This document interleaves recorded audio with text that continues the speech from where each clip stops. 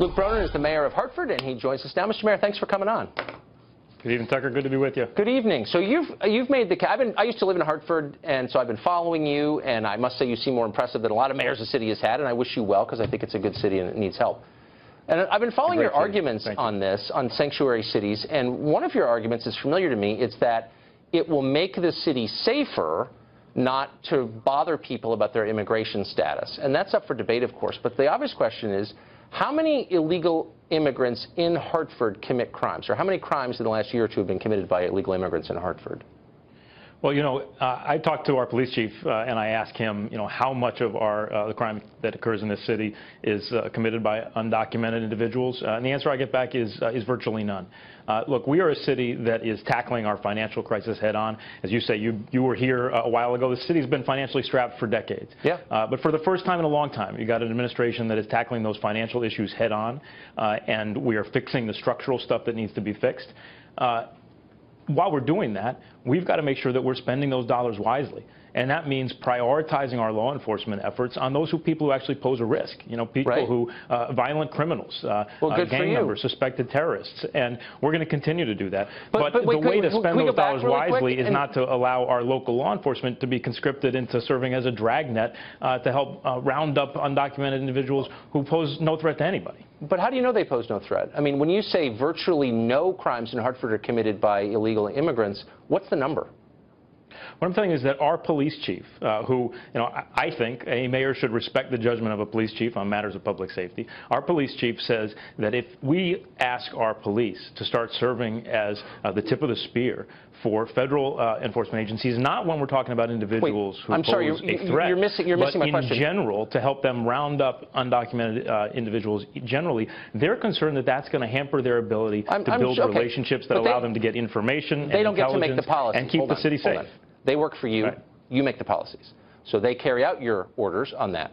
And so when you devise your policy, I think you would want to know what the number is. Are you telling me you didn't get the exact number from your chief of police? Clearly they commit some. A lot of people commit crimes. How many were committed by illegal aliens last year in Hartford? And you're saying you don't know. What I'm telling you is that just like the International Association of Police Chiefs, which came out with a strongly worded letter and said that mandating local law enforcement to serve as a dragnet to try to focus enforcement efforts on people who pose no threat is not the way to keep cities safe. What do you mean pose no threat? I'm sorry, I'm going to have to interrupt your filibustering here, Mr. Mayor. You don't know the number. So when you say they pose no threat, you can't back it up. Now, let me say... No, you're misunderstanding me, Tucker. What I'm saying is... I'm saying is we're going to target those individuals who we know have committed crimes. We are going to target... If we can't find somebody who's an undocumented individual, and that person is a violent criminal, we want that person deported. Just like if we've got someone who's involved in gang activity, or if we've got somebody who is a suspected terrorist, we want to partner with the feds to get those people out of here. No, but what you're saying, and I asked you at the outset, is what is the scope of the problem? Now, we know that there are a lot of crimes committed in America by people here illegally. And by the way, it just so happens that the top news story on FoxNews.com right now is this from Bridgeport, a city not far away. Oscar Hernandez accused of killing his girlfriend and taking off with their daughter. He was caught by ICE officers, federal officers in your city, Hartford, 2013, deported. He came back.